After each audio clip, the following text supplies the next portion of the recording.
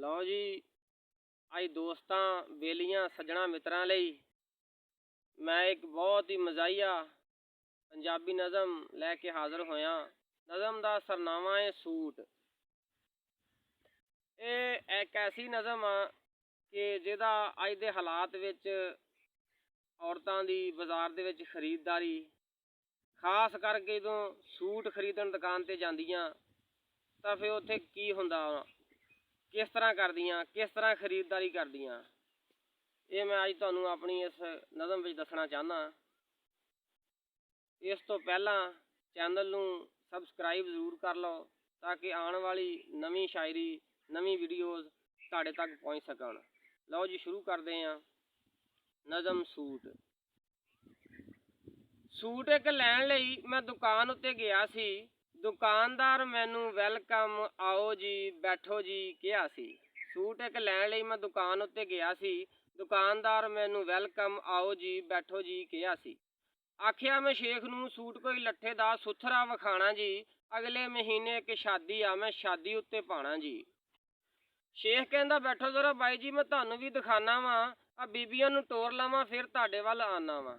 बीबियां सी दो उत्थे देर दियां बैठियां, लगदा सी मैनू ओ सवेर दियां बैठियां। बीबियां सी दो उत्थे देर दियां बैठियां, लगदा सी मैनू ओ सवेर दियां बैठियां। सूट कोई उन्हां ने 150 कढ़ाया सी, पर ऐनियां दे विचों कोई पसंद नहीं आया सी। कड कड सूट शेख थक गया सी, गुस्से नाल थान सिट्टे इन्ना अक गया सी। बोलिया फिर शेख बाजी जी, जे तुहानूं कोई पसंद नहीं होर किते वेख लो, मेको इन्ने रंग नहीं। सूट जिहड़ा शेख ने एक आखरी सी सट्टिया, बीबी एक फटाफट उहनूं सी झपट्टिया। ओ दूजी ने भी हथ उसे सूट उत्ते रखिया। देख इहो माजरा, शेख रिहा दंग सी। ओ इक्को सूट आ गया, दोहां नूं पसंद सी। एक आखे मैं लैणा मेरी ये पसंद आ, दूजी आखे मैं लैणा मेरा फेवरट रंग आ। इन्ने विच हो पई दोहां दी लड़ाई जी, बीबियां दी जंग फिर किसे ना छड़ाई जी। ओ एक हथ गज आया, दूजी हथ कैंची, खेडण कराटे नाले होण बेंचो बेंची। खेडण कराटे नाले होण बेंचो बेंची। ओ हटो हटो शेख कहंदा की नेरी वग गई, हथों हत्थी विच एक शेख दे भी लग गई। हटो हटो शेख कहंदा की नेरी वग गई, हथों हत्थी विच एक शेख दे भी लग गई। वजी सट शेख दे होया खूनो खून सी, छेती नाल कीता उहने पुलिस नूं फोन सी। उसे वेले पुलिस भी मौके उत्ते आई सी, बीबियां दी जंग फिर उन्हां ने छड़ाई सी। शेख कहंदा भरो डन हुण मेरे कीते नकसान दा, आ बाई ये गवाह मेरा जो होया जान दा। गल सुन इहो मेरा कंब गया सीना सी, पानी घुट पीवां नाले पूंझदा पसीना सी।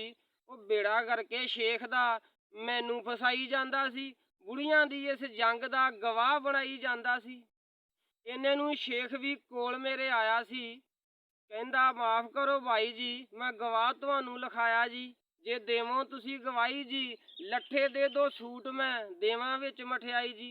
गल सुन मैं बाहर नूं भज्जिया, ला जुत्ती पैरों नंगा जी। ओ शेखा तेरे सूटां नालों मैं बिन सूटा ही चंगा जी।